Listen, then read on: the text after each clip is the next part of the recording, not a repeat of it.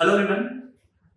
जैसा कि पिछले वीडियो में आप लोग ने देखा था कि बेसिक स्ट्रक्चर जावा प्रोग्राम, ठीक है, वो सारा चीज को हमने डिटेल से पढ़ा दिया आप लोगों को। एक बेसिक प्रोग्राम का स्ट्रक्चर, जावा का स्ट्रक्चर में आपका क्लासेस क्या होता है, आपका इंपोर्ट स्टेटमेंट क्या होता है, मेन मेथड क्यों लिखते हैं, system dot dot print ln print f या प्रिंट को कैसे यूज करते हैं और क्यों यूज करते हैं, ठीक है। अब इतना सारा देख लेने के बाद आज का सेशन में हम लोग पढ़ेंगे कि बेसिक प्रोग्रामिंग स्ट्रक्चर सीखने के बाद हम लोग को प्रोग्राम लिखना पड़ेगा। अब जब प्रोग्राम लिखेंगे तो प्रोग्राम अलग अलग एलिमेंट से बनता है। तो आज हम लोग टॉपिक डिस्कस करेंगे बेसिक प्रोग्रामिंग एलिमेंट्स, ठीक है। ये थोड़ा लंबा टॉपिक होगा, ठीक है, तो इसको हम लोग अलग अलग पार्ट में पढ़ेंगे, क्लियर है। तो बेसिक प्रोग्रामिंग एलिमेंट्स में आज का जो टॉपिक हम लोग पढ़ेंगे वो पढ़ेंगे वेरिएबल के बारे में और कांस्टेंट के बारे में, ठीक है, कि जावा में वेरिएबल्स का क्या मतलब है और कांस्टेंट का क्या मतलब है और क्यों यूज होता है ये वेरिएबल और कांस्टेंट। चलिए तो हम लोग स्टार्ट करते हैं। देखिए तो हम लोग क्या करेंगे अभी कि देखो यहाँ पे जैसे हम लोग के पास वेरिएबल का कांसेप्ट है, ठीक है, और एक कांसेप्ट है कांस्टेंट का। अब समझते हैं वेरिएबल कब यूज करेंगे और कांस्टेंट कब यूज करेंगे और ये होता क्या है। चलो सबसे पहले हम लोग स्टार्ट करते हैं। देखो हम लोग जो प्रोग्राम बनाते हैं, किसी भी लैंग्वेज में प्रोग्राम बनाते हैं, ठीक है, तो उस प्रोग्राम बनाने का मेन मकसद जो हम लोग का होता है ना, वो होता है डेटा को प्रोसेस करना। क्या होता है? Data processing. मेन मकसद किसका है? डेटा को प्रोसेस करना। जैसे फॉर एग्जांपल सर कुछ बताइए, डेटा प्रोसेसिंग का क्या मतलब है?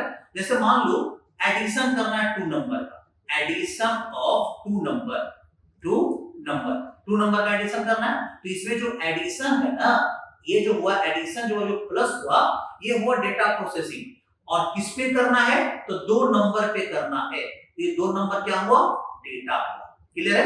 समझे? जैसे आप जनरल लाइफ में भी अगर आपको बोला गया कि आप एडिशन कीजिए, तो आप सबसे पहले क्या मांगोगे किसी से कि सर किस नंबर का एडिशन करना, वो नंबर की इनपुट करो। बिना डेटा का कोई प्रोसेसिंग होता है? आपको कुछ भी करना, ठीक है, अगर आपको चाय ही बनाना हो तो उसके लिए डेटा हम लोग को चाहिए, ठीक है, हम लोग को टी लीफ चाहिए, शुगर चाहिए, मिल्क चाहिए, तब जाके वो डेटा को प्रोसेस करेंगे और तब जाके मेरा चाय बनेगा। तो जनरल यही कंसेप्ट को आप प्रोग्रामिंग में भी समझिएगा कि आपको डेटा रखना पड़ेगा, डेटा चाहिए, डेटा को क्या करने के लिए? प्रोसेस करने के लिए, ठीक है। तो मतलब आपको डेटा चाहिए, ठीक है। तो सर डेटा क्या होता है? तो डेटा रॉ मटेरियल होता है। क्या होता है? रॉ मटेरियल, ठीक है, किसके लिए? For any information, for any information, किसी भी इंफॉर्मेशन के लिए जो रॉ मटेरियल होता है ना, दैट इज कॉल्ड डेटा, ठीक है। कुछ भी बनाना, कोई भी, जैसे चाय बनाने का रॉ मटेरियल क्या हुआ? तो चाय बनाने का रॉ मटेरियल आपका क्या हुआ? आपका शुगर रॉ मटेरियल है, ठीक है, टी लीफ रॉ मटेरियल है, मिल्क रॉ मटेरियल है। अब ये डेटा आपको मिलेगा, डेटा सेट मिला, अब उस डेटा को प्रोसेस करना पड़ता है, ठीक है। तो प्रोसेस करने के लिए हमें सेट ऑफ क्या चाहिए? इंस्ट्रक्शन चाहिए। जैसे अगर मुझे चाय बनाना है तो चाय बनाने के लिए हमें डेटा तो मिल गया, लेकिन चाय आप तभी बनाइएगा ना जब चाय बनाने का इंस्ट्रक्शंस आपके पास मालूम होगा। क्लियर है? तो उसी को बोलते हैं इंस्ट्रक्शंस। अब एक सर्टेन इंस्ट्रक्शंस आपको चाहिए होगा डेटा को क्या करने के लिए? प्रोसेस करने के लिए। अगर आपको सही इंस्ट्रक्शंस मिल जाएगा तब आप आउटपुट मुझे दे बताइए कि सर ऐसा आउटपुट आ गया, जो इंस्ट्रक्शन मेरे पास था उस हिसाब से आप डेटा को क्या करती है? प्रोसेस करती है और मेरे पास इंस्ट्रक्शंस आ गए। क्लियर है? चलिए तो अब बात करते हैं सर यहाँ पे वेरिएबल का क्या रोल है डेटा से रिलेटेड और कांस्टेंट का क्या रोल। अब यहाँ पे समझो, अब यहाँ पे अब कंप्यूटर को डेटा आपको देना है, ठीक है, प्रोसेस करने के लिए, ठीक है। आप कोई भी सॉफ्टवेयर यूज करते हो, चलो मान लो कैलकुलेटर ही यूज करते होगे, तो कैलकुलेटर में आप एडिशन करते हो, सब्ट्रैक्शन करते हो, तो जो भी करते हो सबसे पहले कैलकुलेटर को डेटा तो देते हो ना, इनपुट तो करते हो डेटा, तो इनपुट करेंगे डेटा। तो अब जब इनपुट करेंगे डेटा तो इनपुट किया हुआ डेटा को कहीं स्टोर करना पड़ेगा, ठीक है। मान लो तुम्हारे पास डेटा है 5 और एक डेटा है 6, ये दो डेटा है। अब ये दोनों डेटा कंप्यूटर के अंदर इनपुट होगा। अब इनपुट करेंगे तो कहीं ना कहीं इसको स्टोर करना होगा, राइट। देखिए तो स्टोर करने के लिए जैसे हम लोग को भी कोई डेटा देता है सम करने के लिए, तो हम लोग को कॉपी पे लिख लेते हैं कि भाई हमको ये वाला नंबर मिला है और हमको इसको सम करना है, तो कॉपी में जो लिखे वो क्या हुआ? स्टोर किए। उसी तरह से कंप्यूटर में मेमोरी होता है डेटा को स्टोर करने के लिए, ठीक है, जिसको हम लोग बोलते हैं रैम बोलते हैं, ठीक है। तो मान लो कि ये आपका रैम है, ठीक है, ये आपका रैम है, मेमोरी है। अब जो भी डेटा इनपुट करेंगे, स्टोर करेंगे, तो हमको रैम में उसको स्टोर करना पड़ेगा इनपुटेड डेटा। क्लियर है? तो अब रैम तो बहुत बड़ा है, रैम का साइज तो बहुत बड़ा है। मान लीजिए मेरा 16 जीबी का रैम है, तो 16 जीबी रैम में से ओएस का कुछ होता है 4 जीबी, मान लीजिए किसका है, ओएस के लिए होता है, जो ओएस अपना स्पेस रख लेता है, ऑपरेटिंग सिस्टम। क्लियर है? इतना जो है हम लोग को वर्किंग एरिया है, मतलब 12 जीबी हम लोग के लिए है। समझ में आ रहा होगा? अब इस 12 जीबी में आपको अपना डेटा को स्टोर करना है। ठीक है? अब डेटा स्टोर करेंगे तो हम लोग को रैम के अंदर स्पेस रिजर्व करना पड़ेगा। क्लियर है? अब ये जो स्पेस रिजर्वेशन होगा ना, वो होता है किसके थ्रू? वेरिएबल्स के थ्रू, किसी भी प्रोग्रामिंग लैंग्वेज में। ठीक है? तो आप वेरिएबल को समझेंगे तो वेरिएबल एक कंटेनर होता है। क्या होता है? कंटेनर। कहां कंटेनर कहां रखा था है? मेमोरी के अंदर, रैम के अंदर, जो आपका डेटा को स्टोर करता है। ठीक है? आपका डेटा को स्टोर करने के लिए अगर प्रोग्रामिंग लैंग्वेज में अगर कोई कंटेनर है, सबसे छोटा स्ट्रक्चर जो होता है वो वेरिएबल ही कहलाता है। और समझे? तो variable is the smallest container to store data in every programming language. चाहे आप सी को ले लो, चाहे C++ को ले लो, चाहे जावा को ले लो, आपका सारा के सारा चीज में वेरिएबल में ही डेटा क्या होता है? स्टोर होता है। ठीक है? तो हमें यहाँ पे मेमोरी के अंदर स्पेस रिजर्व करना पड़ेगा, जहां हम डेटा को स्टोर कर सके। और समझे? तो अब यहाँ पे मान लीजिए स्पेस रिजर्व कर लिए, और यहाँ पे स्टोर कर लिए 5, और यहाँ पे स्टोर कर लिए 6। अब जब डेटा स्टोर कर लिए तो उसको पहचानेंगे कैसे कि भाई मेमोरी में मेरा डेटा कहां पे है और इसका क्या नाम है? तो हम लोग वेरिएबल जब बनाते हैं ना, तो उसका एक नाम देते हैं। जैसे मान लीजिए इसका नाम हम x दे दिए और इसका नाम हम y दे दिए। क्लियर है? तो x और y नाम का 2 स्पेस मेरा मेमोरी में जाकर क्या हो जाएगा?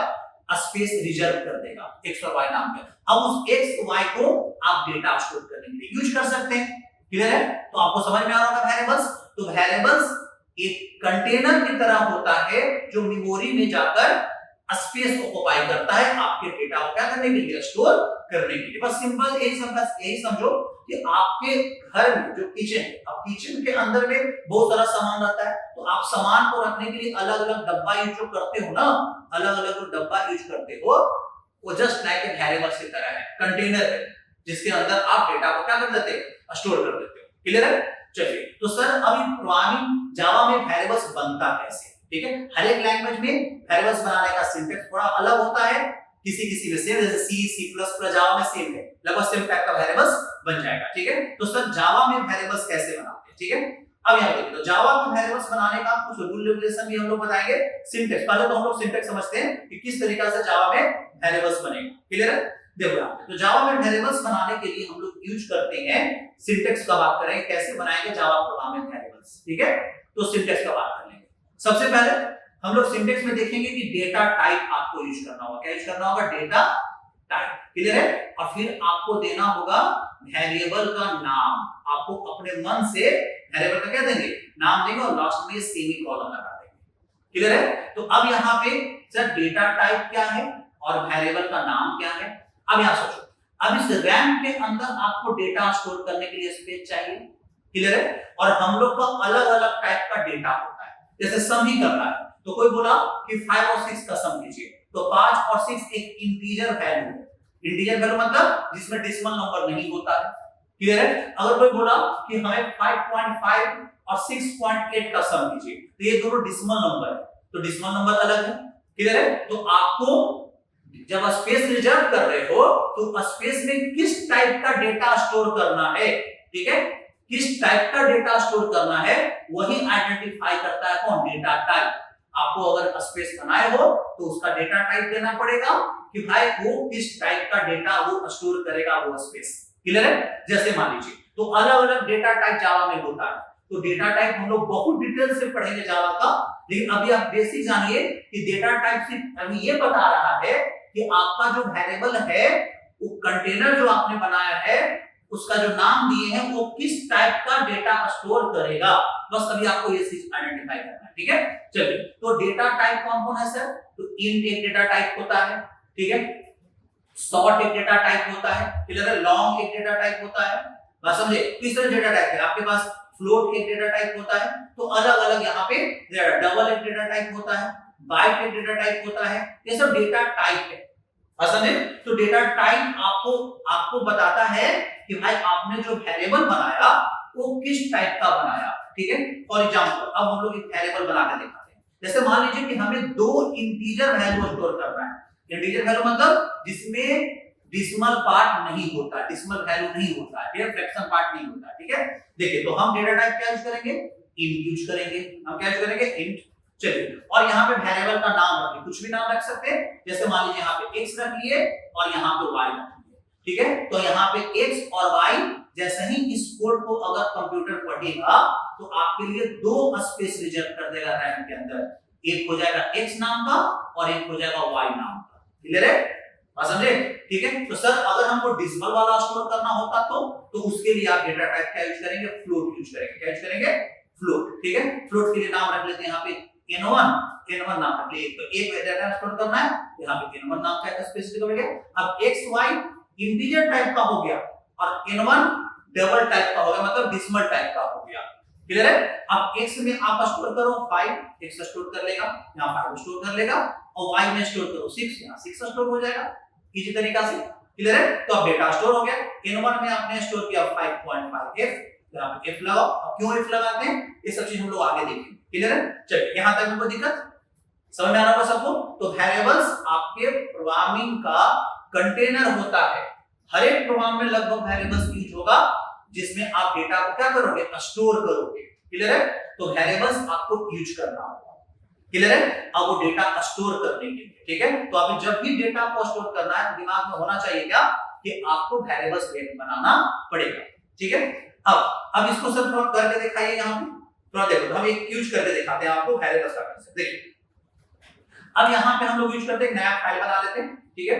और यहाँ पे हम नया फाइल का नाम रख लेते हैं वेरिएबल डॉट जावा नाम का, ठीक है? डॉट जावा। क्लियर है? चलिए अब यहाँ पे हम लोग बात करेंगे क्या, देखो यहाँ पे हम लिखते हैं मेन। आगे अब सपोज अगर हमें मेन के अंदर हमें दो इंटीजर डेटा क्या करना है, स्टोर करना है। क्या स्टोर करना, दो इंटीजर। तो हम यहाँ वेरिएबल बनाए इंट x और एक वेरिएबल बना लिया y, ठीक है? तो मेरे पास दो कंटेनर आ गया यहाँ पे।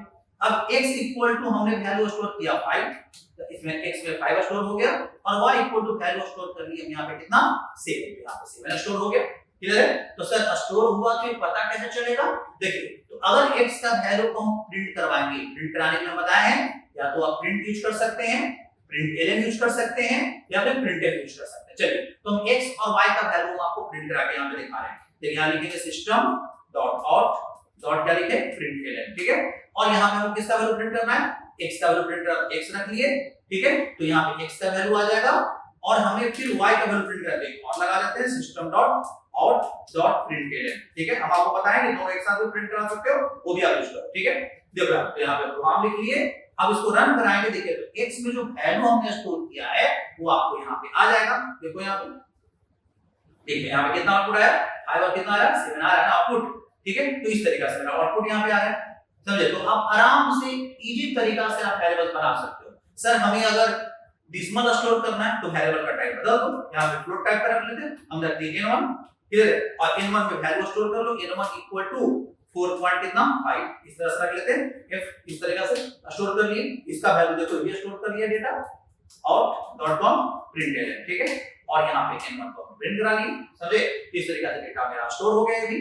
अब यहाँ पे देखेंगे रन करा के, तो अब देखते हैं यहाँ पे क्या है, देखो 5, 7 और 4.5। तो आराम से समझ में आ रहा होगा वेरिएबल्स का कांसेप्ट। तो वेरिएबल्स क्या होता है कि आपके लिए कंटेनर का काम करता है, ठीक है? अब कुछ वेरिएबल्स का नेचर को समझेंगे, किस तरीका से वेरिएबल्स का नेचर होता है, कैसे काम करता है, इसको थोड़ा समझते हैं, ठीक है? तो आप लोग सिंटैक्स देख लिए किस तरीके से वेरिएबल्स बनाते हैं जावा में। तो वेरिएबल्स बनाने के लिए आपको डेटा टाइप देना पड़ेगा, ठीक है? आपको मतलब वेरिएबल का नाम देना होगा। चलिए अब हम लोग बात करेंगे यहाँ पे कि वेरिएबल्स का कुछ नेचर। देखो पहला नेचर वेरिएबल का, ठीक है? समझ आ गया? वेरिएबल का पहला जो नेचर होता है ना वो चेंजेबल होता है।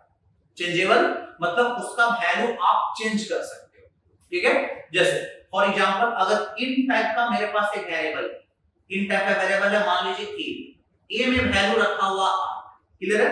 और कोई बोला कि a में वैल्यू 8 हटाकर 10 डालो, तो ये पॉसिबल है वेरिएबल में।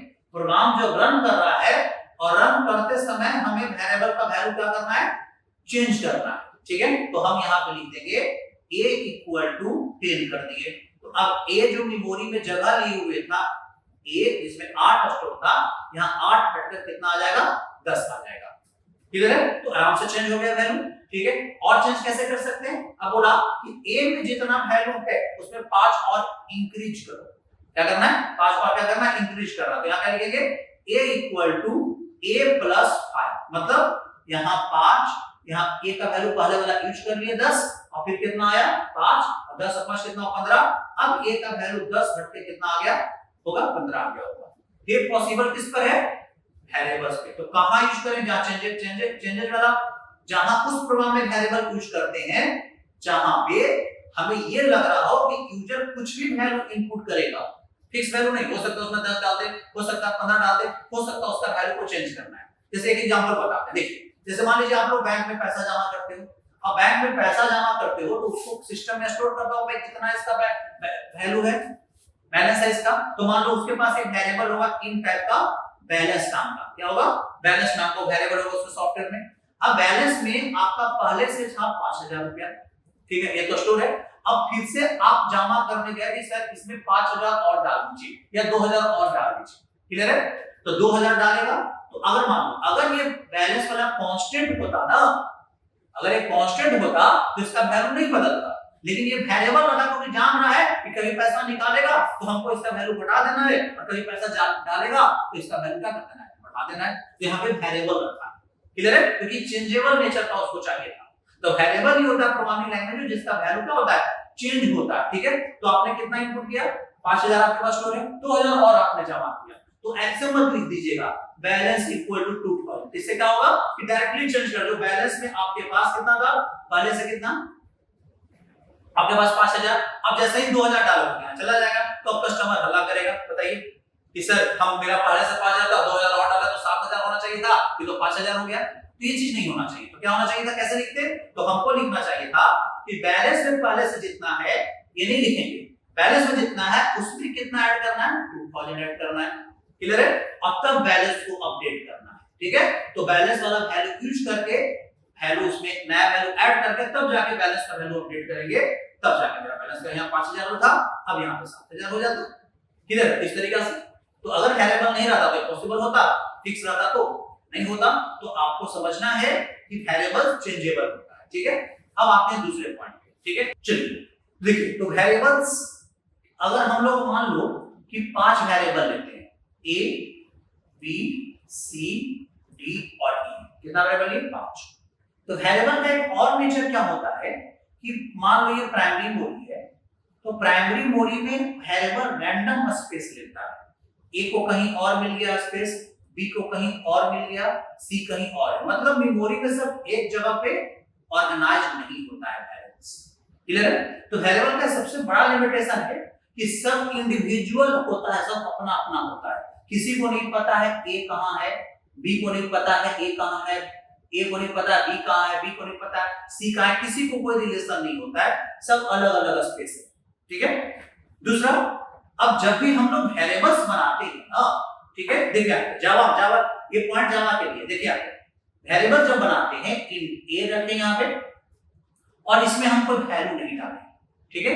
ये जो वेरिएबल बनाया इसमें हमने कोई वैल्यू नहीं इनिशियलाइज किया और हम सोच रहे हैं कि a का वैल्यू यूज कर लें, ठीक है। तो जावा कहता है कि हम अपने मन से बाय डिफॉल्ट कोई भी वैल्यू वेरिएबल्स में नहीं डालेंगे, ठीक है, अगर वो वेरिएबल लोकल वेरिएबल होगा तो, ठीक है। ब्लॉक के अंदर, जैसे मेरा मेन के अंदर हम लोग का वेरिएबल है, मेन के अंदर, तो अगर मेन के अंदर में अगर एक वेरिएबल है a, तो इसका कोई इनिशियलाइजेशन बाय डिफॉल्ट नहीं होता है, और अगर इसका वैल्यू को आप यूज करोगे ना, ठीक है, तो जावा का कंपाइलर एरर जनरेट कर देगा, क्लियर है, कह देगा क्या कि a मस्ट बी इनिशियलाइज्ड, ठीक है, समझे। तो यहां याद रखिएगा, जब भी आप लोकल वेरिएबल जो ब्लॉक के अंदर हो और उस ब्लॉक के अंदर अगर कोई वेरिएबल हो, मेथड के अंदर वेरिएबल्स हो, तो उस वेरिएबल्स को इनिशियलाइज कीजिएगा तभी आप यूज कर सकते हैं, ऐसे आप यूज नहीं कर सकते। देखिए फॉर एग्जांपल हम आपको ये चीज करके दिखा रहे हैं, देखिए जैसे मान लीजिए यहाँ पे सपोज कीजिए कि मेरे पास एक वेरिएबल्स,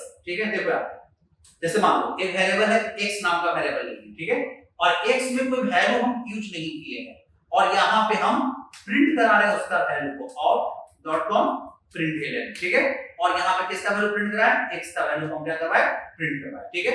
अब यहाँ देख रहे हो क्या कि हमने x का वैल्यू इनिशियलाइज नहीं किया है और तो भी यहाँ पे हम प्रिंट कराने की कोशिश कर रहे हैं। अब इस केस में देखते हैं क्या जनरेट होता है। देखो द इधर को समझना, the local variable x may not have been initialized, ये आपका इधर आया ना, तो याद रखिएगा जब भी आप लोकल वेरिएबल यूज करोगे तो उसमें एक वैल्यू आपको कोई भी वैल्यू दे देगा, तभी आप उसको कहीं पे आप यूज कर सकते हो, ठीक है। जैसे आप यहाँ पे रख देते हैं x का वैल्यू मान लीजिए 0 से इनिशियलाइज कर दिए, ठीक है, तो इस केस में आप देखोगे क्या, अगर हम यहाँ पे रन कराते हैं तो अब x का वैल्यू 0 आएगा। अब आराम से देखो यहाँ पे आउटपुट देखो, यहाँ पे x कितना आया, 0 आया, क्लियर है। तो आपको ये समझना पड़ेगा कि जावा में वेरिएबल्स इनिशियलाइज अपने आप नहीं होता है, लोकल वेरिएबल उसे इनिशियलाइज करना पड़ता है, क्लियर है। तो कुछ पॉइंट आप वेरिएबल्स के बारे में देखें तो वेरिएबल्स फिर से तुरंत दोहरा देते हैं।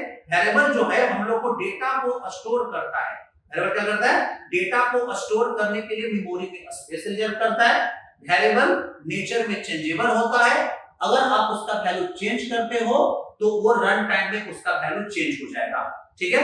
दूसरा, वेरिएबल मेमोरी में रैंडम स्पेस ले लेता है। रैंडम स्पेस मतलब कि आपका जो वेरिएबल है मेमोरी में सब एक जगह पे ऑर्गेनाइज नहीं होता है, क्लियर है। और देन आता है कि वेरिएबल जावा का जो वेरिएबल है वो क्या होता है, इनिशियलाइज, लोकल वेरिएबल इनिशियलाइज नहीं होता है। तो याद रखिएगा जब भी आप वेरिएबल यूज करोगे तो उसको इनिशियलाइज कर दोगे अगर आप लोकल वेरिएबल यूज कर रहे हो तब। ऐसे क्लासेस में वेरिएबल का रोल थोड़ा अलग होता है, लेकिन यहाँ पे आपको बता रहे हैं कि जब भी आप बेसिक प्रोग्राम बना रहे हो, मेन के अंदर कोड लिख रहे हो, तो कभी भी आप ऐसा कहीं कोड मत लिख देना जिससे जावा का कंपाइलर ये समझ जाए कि हो सकता है इस वेरिएबल का वैल्यू ना है, तो आप वो एरर जनरेट कर देगा, क्लियर है।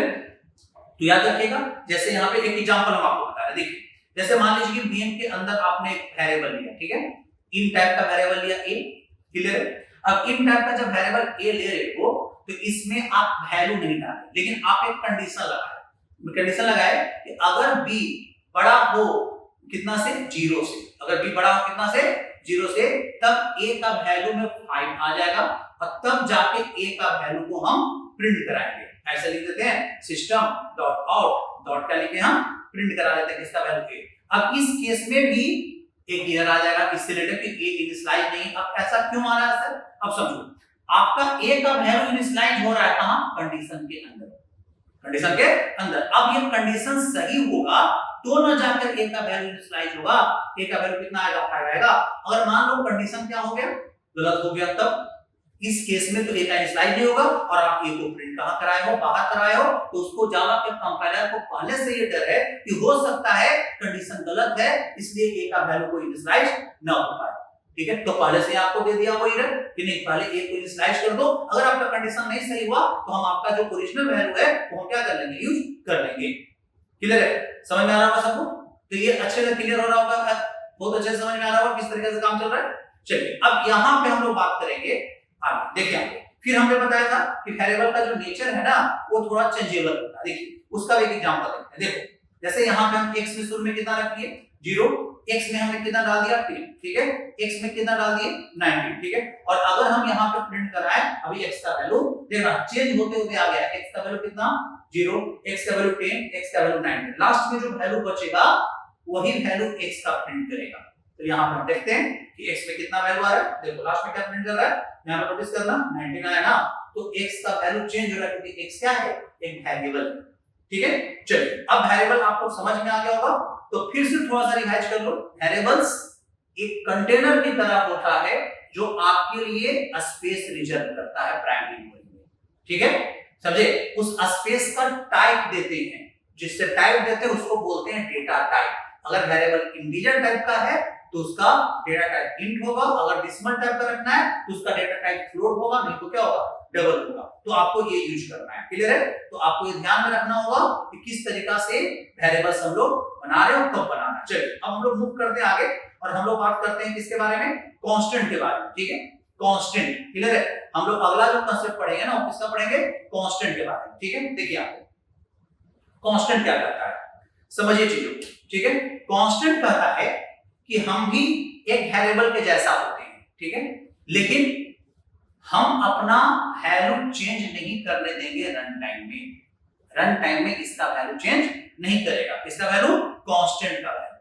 क्लियर है, समझिए आप। जैसे मान लो सपोज करो कि आप एक वेरिएबल बना रहे हो इंटीजर टाइप का, ये x है, x में वैल्यू कितना रख लिए, 5 रख लिए, बात समझे। तो ये वेरिएबल x का वैल्यू बदला जा सकता है, क्लियर है, लेकिन हमें x को ऐसा बनाना है जिसका वैल्यू प्रोग्राम के रन टाइम में कोई चेंज ना कर सके, ठीक है। x को हमें कांस्टेंट बनाना है, तो सर कांस्टेंट कैसे बनेगा, तो सिंटेक्स लगभग वही है, आपको डेटा टाइप देना है, कांस्टेंट का नाम देना है, this is the x is the constant name, equal to देकर आपको वैल्यू देना होगा।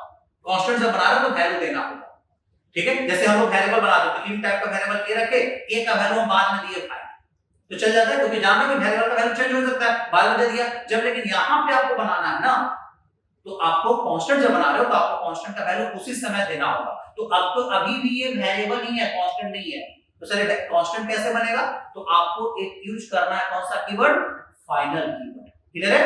तो अगर दिस वेरिएबल डिक्लेरेशन के पहले अगर कीवर्ड कौन सा लगा दिए, फाइनल लगा देंगे ना, तो क्या बन जाएगा, कांस्टेंट बन जाएगा। अब हम सोचेंगे कि x का वैल्यू 10 रख दे, तो x कहेगा कि कांस्टेंट है, हम चेंज नहीं होंगे, क्लियर है। चलिए इसको भी करके हम आपको दिखा रहे हैं। देखिए आप, जैसे मान लो सपोज करो कि अगर हम लोग यहाँ पे यूज कर रहे हैं किसी चीज को, देखो यहाँ पे, अब हम यहाँ पे रखें, देखो यहाँ पे जैसे हम लोग यहाँ पे यूज कर रहे हैं, देखो x का वैल्यू प्रिंट कर रहा है, यहाँ पे x को हमने क्या बना दिया, फाइनल बना दिया। फाइनल x इक्वल टू हमने कितना रखा है, 8, वैल्यू रख लिया 8। अब हम x में देखो यहाँ पे x इक्वल टू हम 10 रखेंगे, क्या ये पॉसिबल है, ये कोड पॉसिबल है। देखो यहीं पे आपको दे रहा है, देखो यहीं पे अगर हम यहाँ पे कर्सर ले जा रहे हैं तो यहीं पीरियड बता रहा है, the final local variable x cannot be assigned, it must be blank और not using a compound assignment, clear है। आपको देख रहे हो यहीं पे करा रहा है, तो आप इसको रन भी कराओगे तो कंपाइलर भी यही एरर देगा। चलिए देखो, the final variable x cannot be assigned, reassigned आप उसको नहीं कर सकते, हां आप यहां पे छोड़ दो, कोई प्रॉब्लम नहीं, अब ये रीअसाइनमेंट नहीं होगा, अब कोई प्रॉब्लम नहीं है। x का वैल्यू एक बार 8 दे दिए, पूरे प्रोग्राम के रन टाइम में वो 8 ही रिप्रेजेंट करेगा, अब यहां पे कोई प्रॉब्लम नहीं है, प्रोग्राम को रन कराइए, आपका वैल्यू कितना आएगा, 8 आएगा, देखो यहां पे, क्लियर है, समझ ना, ये होता है कांस्टेंट। तो आप लोग को समझ में आ रहा होगा वेरिएबल और कांस्टेंट, ठीक है। अब यहां पे हम आपको ये बता रहे हैं, देखो समझो यहां पे, तो सर कांस्टेंट यही होता है, देखो तो कांस्टेंट अलग अलग होता है। जैसे अगर आप प्रोग्राम में लिख रहे हो, ठीक है, जैसे आप लिखो यहाँ पे एक expression x equal to 5 into 2 plus a into b minus c, ठीक है।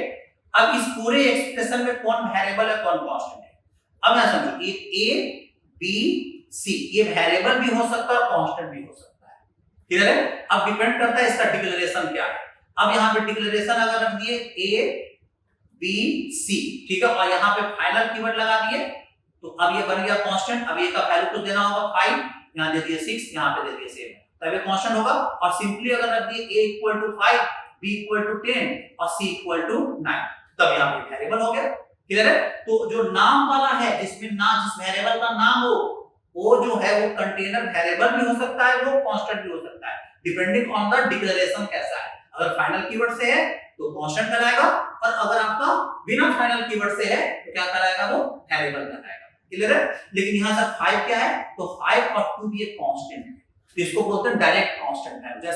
जैसे अगर हम कहीं भी लिखते हैं 5, कहीं भी लिख दिए 6, कहीं भी लिख दिए 123, ये सब इंटीजर कांस्टेंट कहलाएगा, क्या कहलाएगा, इंटीजर कांस्टेंट, जिसमें कोई नाम नहीं, बस कांस्टेंट वैल्यू है, बस 5 वैल्यू है, ठीक है। जैसे हमने यहाँ पे लिख दिया 5.6, ये हो गया डबल कांस्टेंट, क्लियर है। जैसे हमको कैरेक्टर कांस्टेंट यूज करना है, तो कैरेक्टर कांस्टेंट अगर डायरेक्टली यूज करना है, अगर कैरेक्टर कांस्टेंट अगर कांस्टेंट बनाकर करना वो अलग होता है। जैसे कैरेक्टर कांस्टेंट यूज करेंगे तो हमको a को रखना है, a एक सिंगल कोट्स में रखेंगे, तो कैरेक्टर कांस्टेंट हो गया। स्ट्रिंग कांस्टेंट है, जैसे आपके पास राम, ये क्या कहलाएगा, स्ट्रिंग कांस्टेंट कहलाएगा, जिसमें कलेक्शन ऑफ कैरेक्टर्स होता है, क्लियर। तो डायरेक्ट कांस्टेंट इतना ही होता है, क्लियर है। या तो आप इंटीजर कांस्टेंट यूज करो या फिर डबल कांस्टेंट यूज करो, कैरेक्टर कांस्टेंट यूज करो, कैरेक्टर कांस्टेंट हो गया, ये स्ट्रिंग कांस्टेंट हो गया, क्या हो गया, स्ट्रिंग कांस्टेंट, क्लियर है। अब एक कांस्टेंट बना के यूज करो, तो मतलब कांस्टेंट दो तरह का, एक तो नाम वाला जिसको आप खुद बनाते हो, और एक कौन, जिसका आप डायरेक्ट वैल्यू की तरह यूज करते हो। जैसे पाई का वैल्यू, जैसे मान लो कि हमें कैलकुलेट करना है, ठीक है, एरिया ऑफ सर्कल, ठीक है, तो एरिया ऑफ सर्कल में हम लिखेंगे एरिया इक्वल टू, अब यहाँ पे 3.14 एक कांस्टेंट वैल्यू है, एक कांस्टेंट वैल्यू है जिसको हमको यूज करना है, सिर्फ वो फिक्स है, उसमें हमको कोई ना इनपुट लेना है ना कुछ करना है, क्लियर है। तो यहाँ हम डायरेक्टली यूज कर लेंगे 3.14, क्लियर है।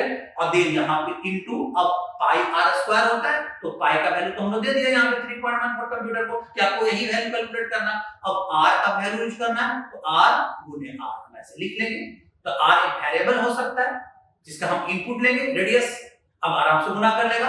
अब कोई इसी वैल्यू को कोई फाइनल कांस्टेंट बनाकर यूज कर सकता है, जैसे मान लीजिए किसी ने क्या किया कि आपका बनाया इस तरीके से फाइनल, और यहाँ पे यूज किया वो फ्लोट, क्योंकि डिसिमल वाला है, और यहाँ पे नाम रख दिया उसका पाई, और इक्वल टू 3.14 एफ लगा दिया यहाँ पे, क्लियर है। तो आप समझिए यहाँ पे, तो 3.14 यहाँ पे जो है आपका कांस्टेंट वैल्यू बन गया, जो किसमें स्टोर, उसको हम नाम से यूज कर सकते हैं, पाई से, क्योंकि उसके पहले कौन सा कीवर्ड लग गया, फाइनल कीवर्ड लग गया, क्लियर है। तो आराम से उसको यूज किया जा सकता है, क्लियर है। तो अब यहाँ पे आप कैसे इसको यूज करते हैं, तो एरिया इक्वल टू यहाँ पे पाई यूज कर लेते हैं, बस यहाँ पे 3.1 को डायरेक्ट, ये हुआ direct constant, I want named constant, जिसका नाम हम लोग दिए हैं, क्लियर है।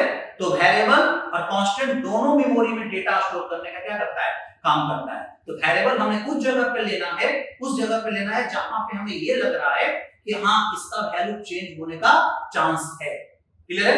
तो एक बार नहीं, उसको बार-बार चेंज किया जा सकता है, क्लियर है। अब कांस्टेंट उस जगह पे लेना है जहां पे एक बार जो वैल्यू मिल गया, ठीक है, उस वैल्यू को ही आपको रखना, उसमें कोई चेंजेस नहीं होगा, क्लियर है। तो उसको क्या रखेंगे, कांस्टेंट। जैसे मान लीजिए बैंकिंग सिस्टम का भी अभी एग्जांपल दिए थे, लेकिन फिर एग्जांपल समझिए। बैंकिंग सिस्टम में जब आप अकाउंट खुलवाते हैं तो आपका एक अकाउंट नंबर होता है, क्लियर है, और आपके वहां बैलेंस भी, आपका पैसा भी जमा होता है, आपका वहां फोन नंबर भी स्टोर होता है, ये भी होता है, क्लियर है, बात समझे। आपका नाम भी होता है, क्लियर है, यहाँ पे होता है। अब यहाँ पे समझो, यहाँ पे अब अकाउंट नंबर, जब बैंक में अकाउंट खुलता है तो आपको मिल गया कि अकाउंट नंबर आपका 101025678 ऐसा है। अब ये अकाउंट नंबर जब तक आपका अकाउंट उस बैंक में है, ये अकाउंट नंबर फिक्स है, क्लियर है, इसका वैल्यू कोई चेंज नहीं करेगा। तो अकाउंट नंबर को हम लोग कांस्टेंट बना सकते हैं यहाँ पे कि नहीं भाई इसको कोई चेंज नहीं करना है। लेकिन अब देखो बैलेंस, अब बैलेंस में आपने शुरू में पैसा रख दिया 10,000, क्लियर है, रख दिए। अब कह रहा है क्या कि बैलेंस को अगर कांस्टेंट बना देंगे तो वो तो फिक्स हो जाएगा, ना उसमें से बढ़ेगा ना घटेगा। अब कोई आप पैसा जमा करने जाओगे तो वैल्यू बढ़ना चाहिए, तो यहाँ पे बैलेंस को वेरिएबल बना दिया गया, क्या कि नहीं इसका वैल्यू चेंज हो। अब फोन नंबर है तो फोन नंबर शुरू में दिए, अब बाद में क्या बोलते हैं जाकर बैंक को कि सर मेरा फोन नंबर चेंज हुआ है, अपडेट कर दो। इसका मतलब फोन नंबर का वैल्यू क्या होगा, फोन नंबर का कंटेनर क्या होगा, वेरिएबल होगा। तो आप यहाँ पे समझा करो सारी चीजों को, ठीक है, सारी चीजों को समझिए यहाँ, ठीक है। अब नेम है तो नेम भी बार-बार चेंज नहीं होता है, लेकिन नेम में क्या प्रॉब्लम हो सकता है कि नेम में गलती हो सकता है, तो उसका वैल्यू, जैसे आपका नाम में मान लीजिए टाइटल सिंह था, क्लियर है, लेकिन उसमें टाइटल सिंह ना देकर कुमार लगा दिया, तो इस केस में नेम को हम लोग वेरिएबल ही रखते हैं कि हो सकता है उसका वैल्यू चेंज करना पड़े, गलत हो जाए, उसको अपडेट करना पड़े, ऐसा चीज हो सकता है, क्लियर। तो वहां पे भी रखा जा सकता है। तो यहाँ पे लेकिन अकाउंट नंबर सिस्टम जनरेटेड होता है, इसमें कोई चेंजेस नहीं है, क्लियर। इस केस में हम लोग क्या रखेंगे, उसको कांस्टेंट रखेंगे। तो इस चीज का आपको समझ में आ रहा होगा, वेरिएबल और किसका कांसेप्ट, कांस्टेंट का कांसेप्ट, क्लियर है। तो आपने बेसिक दो प्रोग्रामिंग एलिमेंट सीखा आज, वेरिएबल और constant, both are container to contain data in primary memory, clear है। बस अंतर दोनों में है, variables that contain data that can be change, उसको क्या किया जा सकता है, चेंज किया जा सकता है प्रोग्राम के रन टाइम में, क्लियर है। और कांस्टेंट में जो डेटा आ जाता है, जब तक प्रोग्राम रन कर रहा है सेम वैल्यू रिप्रेजेंट करेगा, उसमें वैल्यू आप चेंज नहीं कर सकते हैं, क्लियर है। तो आपको समझ में आ गया होगा वेरिएबल्स क्या होता है और कांस्टेंट क्या होता है, ठीक है। चलिए फिर मिलते हैं हम लोग नेक्स्ट वीडियो में नेक्स्ट प्रोग्रामिंग एलिमेंट के साथ। आज के लिए इतना ही।